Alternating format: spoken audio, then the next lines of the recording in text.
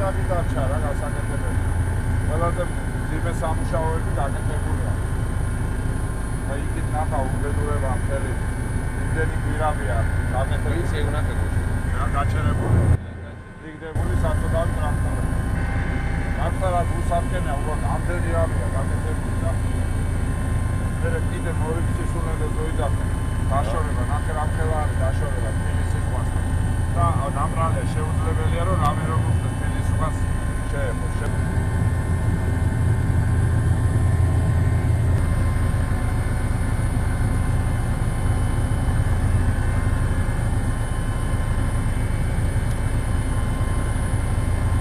ეს არის ნახე, აი რამხელა რამეა.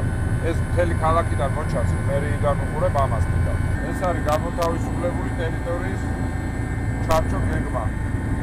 დაახლოებით 80-დან 100 ჰექტარამდეა. პრაქტიკულად ახალი თბილისი. მაგრამ ახალი თბილისი კი არა, ენგურის შემდეგ ესეთ შენობები არ გაკეთებულა საქართველოს. რა მასშტაბია, საერთოდ წარმოუდგენელი ეს უნდა გადავაგდოთ წყალში. დავანტყობს მოვიდეს.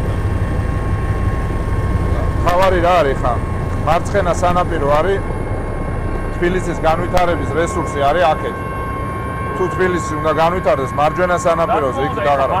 ეს არის მთლიანად აი 100 ჰექტარი და გაზდევს მთლიანად ქალაქს. და ეხლა რო წარმოიდგინო აი სატრანსპორტო და აქ იყო გეგმა როგორ 5 ჰექტარი, 6 ჰექტარიანი დიდი პარკი კეთდებოდა და იმის გარშემო კეთდებოდა სრულიად ახალი ქალაქი. ისათვის რომ საქართველოს დაინახოს ერთ-ერთი ყველაზე ძიმე ფაქტი დღევანდელობის ენგურჰესის შემდეგ საქართველოში არ ყოფილა ასეთი მასშტაბის მშენებლობა, რომელსაც გიგი და მერია აწარმოებდა ისტორიული მასშტაბის მშენებლობა. 80% ამ მშენებლობის პრაქტიკულად დასრულებულია. ასობით მილიონი არის დახარჯული.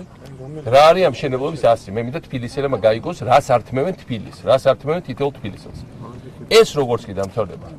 თბილისში ერთხელაც სამუდამოდ დამთავრდება საცობები. ის რაც ტანჯავს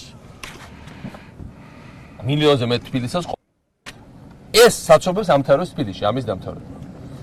იმიტომ რომ აქ არის ეს როგორ არის? ეს მარჯვენა სანაპიროდან, უფრო მარცხენა სანაპიროდან ჩამოდიან მარჯვნივ, რათა გავიდნენ ქალაქიდან. ამ გზის დამთავრებასთან კახეთის გზატკეცილის აეროპორტის ტრასა 4 ხაზიანი ავტობანი ჯდება, გამოდის ქალაქის მარცხენა სანაპიროზე და ჯდება მცხეთის ტრასაზე. ერთ სიტყვით, მთლიანად განიტვირთება მარჯვენა სანაპიროს და მარცხენა სანაპიროს ჩვენ დავემშვიდობებით საცობებს, როცა ეს დამთავრდება. მეორე, ეს არის ახალი უზარმაზარი ტერიტორია თბილისისთვის, სადაც აშენდება აი ეს შენობები, რომელიც აქ არის წარმოდგენილი და პრაქტიკულად შენდება ქალაქის ახალი ცენტრი. არც ვარანცოვის დროს, არც წინა საუკუნეებში, არც საბჭოთა დროს. თბილისში არ ყოფილა ამ მასშტაბის მშენებლობა, რომელსაც მერია გიგი და ჩვენ ყველანი ვაკეთებთ. რომელ ავანტყოფს მოვიდა თავში და მე ამ სხვა სიტყვა არ არის, მას ქვია მხოლოდ ავანტყოფობა, მხოლოდ უნდა გეზიზღებოდე შენი ქვეყანა ბოღმაში და სიზულუში იხჩობოდე, სხვა მას არაფერი არ ქვია, რომელმა ბოღმიანმა ავანტყოფმა გააჩერა ეს ისტორიული მშენებლობა. რატო? ასობით მილიონი არის გადაყრილი, ათასობით ადამიანი, 10,000-ობით ადამიანი ამით საქმდება. მხოლოდ იმის გამო, რომ მომიყვანეთ ერთი რაციონალური არგუმენტი გარდა იმისა, რომ ჩვენ ვაშენებდით. რა დონის ავანტყოფი უნდა იყო ამას ადამიანს სხვა არაფერი არ ქვია იმ ტვინს იმ საოცარ სიმახინჯეს ვინცაც ეს თავში მოვიდა. მე მინდა რომ თბილისელები ვატაროთ აქ ექსკურსიაზე როგორც სიმბოლო რა მოხდა ეხა საქართველოში რომ მართლა წირვა უნდა გამოუყარონ ჩვენ ქვეყანას.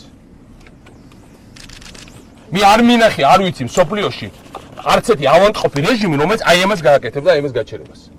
არც კომუნისტური, არც ფაშისტური, არც განვითარებული არის განვითარებელი. მართლა უნიკალურები ვართ ქართველები რა. მე მინდა მიმართო პრემიერ-მინისტრს აზზე მოვიდეს. იმიტომ ეს არის მისი პირადი გადაწყვეტილება. აი ამის გაჩერება რა არის ეს? მართლა ჭორვილას საცალფეხო ბილიკი ხوار გონიდეს. ეს არის თბილისის მომავალი და თბილისის ერთადერთი გადარჩენა. საქართველოს ყველაზე დიდი ეკონომიკური პროექტი. ამაზე ყველას მოეკითხება პასუხი. იმიტომ რომ ადრე თუ გვიან ეს ბინდი, ეს ანესთეზია გადაივლის და ყველა მიხვდება რა გააკეთეს ამ დღეებში და ამ თვეებში. ამ ხალხმა ვინც მოვიდა სამართლიანობის აღდგენის ლოზუნგებით. პრაქტიკულად საქართველოს უსპობენ მომავალს. ბათუმის გაჩერებული და დანგრევის გზაზე მყოფი უნივერსიტეტი ტექნოლოგიური. ლაზიკა სპორტი. და ეს პროექტი, რომელიც მასშტაბით აღემატება ყველაფერს იმას, რომელიც კომუნისტებს აუშენებია, ჩვენ აგუშენებია და მეზობელ ქვეყნებში აუშენებია ვინმეს. და ამის გაგრძელებისკენ მოგვიწოდება, ამის საქართველოს იმყოფება დღეს ძალიან მძიმე საფრთხის წინაშე. რამდენიც არ უნდა აყალბონ ეკონომიკური განვითარების ციფრები, ისე როგორც აყალბებენ დანაშაულის ციფრებს. ადრე ჭორებს არგებდნენ რეალობას, ეხლა ციფრებს. აი რატო არის გაჩერებული განვითარება? ეს გზა არის გაჩერებული. ნახეთ, მოგცემთ კადრებს, რამხელა მასშტაბის შენებლობა უკვე გაკეთებული. რამდენი ათეული ათასი ადამიანმა ჩადო აქ შრომა, ენერგია, სისხლი, მართლა ოფლი. და ესე ვიღაცამ ესე ძის კაბინეტში არც უნახი ალბათ თვალით, ნუ არასოდეს არ გამოდის იქიდან. ესე ერთი ესე, მიშა აშენე და გიგაში და გაჩერ. ვის გაუჩერეთ? საქართველოს გაუჩერეს, ხო? მე და გიგის ხარ გაგუჩერეს. თბილისს გაუჩერეს. უნდა გეზიზღებოდეს თბილისი მართლა რო ის გააკეთო. ეს არის იმ ადამიანის გაკეთება, ვისაც აქვს ზიზღი და სიძულვი თბილისის და თბილისელების. და მე სული პასუხისგებლად ვამბობ, ქვეყნის მომავალი არ უნდა. ამიტომ მე არ იშვიათად ყოფილვარ ასე გაბრაზებული. ახლა ეს არის მართლა ყველა საზღვარს ცდება. ეს არის იმაზე 100 ჯერ მეტი ყველაფერი დანარჩენი ერთად რაც გაფუჭდა ბოლო წლებში, ბოლო თვეებში პროსოდ. ამიტომ მე მინდა უბრალოდ ჯერ ერთი გიგის უთხრა, მართლა დიდი მადლობა იმისთვის, რაც გაკეთდა, აი ეს რაც გაკეთდა. მართლა ქედი მოვიხაროთ ამ შენებლების წინაშე. ეს თბილისი, რომელსაც ჩვენ ყველანი ერთად ვაშენებთ. ეს გენგეგმა არის ამ ტერიტორიაში. ეს თბილისი ყველანაირი ბოროტის ზრახვების მიუხედავად მაინც აშენდება, მინდა უთხრა პრემიერ-მინისტრს, რამდენიც არ უნდა ელაპარაკონ, ეს აშენდება. დროს ნუ გავკარგებს ახლა. საქართველოს ამას ააშენებს. თავრობები გამოჩნდა, ჩვენ არ ვიქნებით, სხვა იქნება, აუცილებლად ააშენებს. აუცილებლად დაამთავრებს ამ გზას. აუცილებლად აქცევს თბილის ჩვენი შვილებისთვის ნორმალ ქალაქად. აუცილებლად მოვა ის ხალხი და უბრალოდ გააგრძელებს ის ხალხი, ვისაც თბილისი უყვარს და არ ეზიზღება და არ ზღუს იმ როგორც იმათაც ვინც იმას ვინც შეეჩერა. ამას სხვა არაფერი უბრალოდ არ ქვია.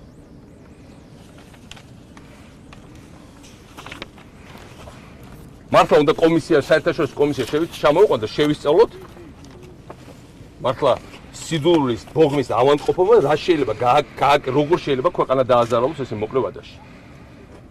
ის რაც ხდება აქ დღეს. გეგონება სააკაშვილი წაიღებდა ამას სახში. მე მინდა თბილისელები ვატაროთ ექსკურსიაზე, ეს უნდა იყოს მუზეუმი იმისა, რა ეპოქა მოვიდა და რა ეპოქაში რა ხალხმა აიღო ხელში გადაწყვეტილების მიღების სადავეები დღეს საქართველოში. აი ამ ხალხმა, ვინც ეს ყველაფერი გააჩერა. ეს უკვე აღარ არის ვერტმფრენების გაყიდვა გამოყიდვა, ეს არის ფუნდამენტური პროექტი საქართველოში. ჩვენი მომავალია უბრალოდ. ჩვენ მომავალს გვიჩერებენ ხალხმა. ამიტომ ხალხს უნდა ეს კარგად აიხსნას. მე მგონი კიდე კარგად ის ხალხი ისე შეეჩვია გიგი, რომ ყველაფერს ეს ერთსარი ხელის მოწმით ვაკეთებდით გრანდიოზულ პროექტებს და უკვე მიიღეს, ესე ხდება რა, ყველგან ესე ხდება. ვერ მივხვდე რომ საქართველოს უნიკალური იყო, მარტო ჩვენთან კეთდებოდა. და ეს მიიღეს, რომ ვითომ ეს ისედაც გაგრძელდება და რაღაც ახალი იქნება. და ჩვენ ვაფრთხილებდით, რომ მოვინან გრეველები, მოდიან გრეველები და დაანგრევენ და აჰა, არ ვამბობდი რომ გრეველები მოვლენ. და მე ახალი გაიგეთ?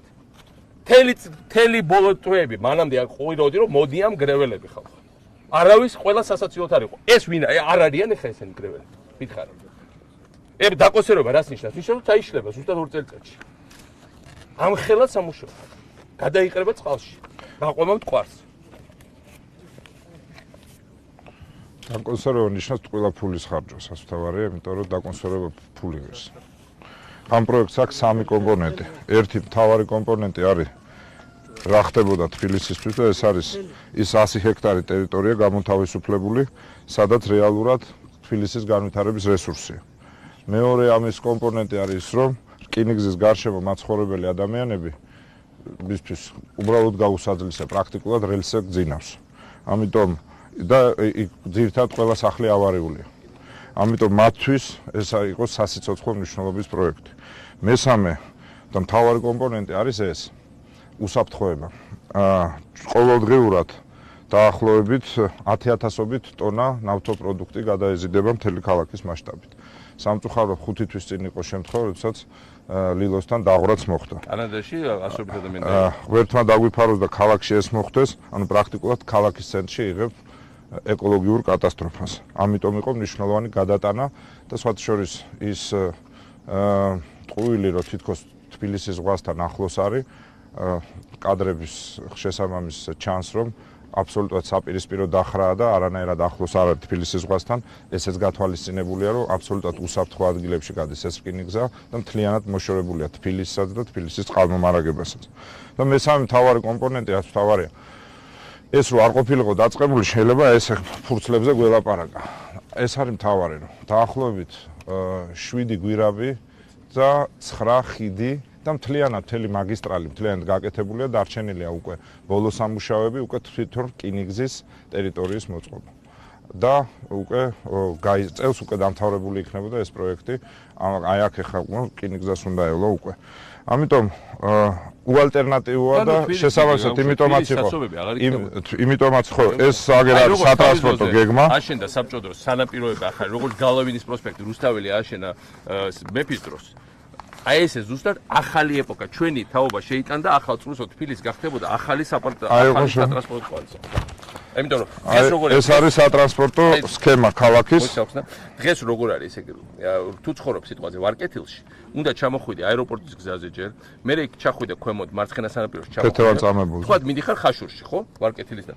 და მე უნდა წამოხვიდე, ესე გამოხვიდე მარჯვენა სანაპიროზე, გამოხვიდე მცხეთის გზაზე და ერთ სიტყვით ყველა იქიდან ჩამოს. ეხლა ვარკეთილელი, ჩაოლებიათ, ჩადის რამდენიმე 100 მეტრში თავის ტრასაზე, ჯდება და თავის ტრასით მიდის ბათუმამდე და სხვა ადგილებამდე.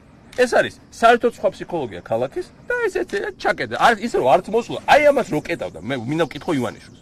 ერთხელ მაინც არ უნდა მოსულიყო, არ ენახა, რას კეტავდა?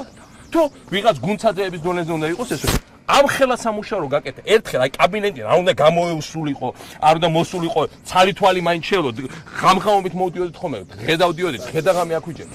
ერთ ამ ხელა გადაწყვეტილებას რო იღებ, რო აჩერებ.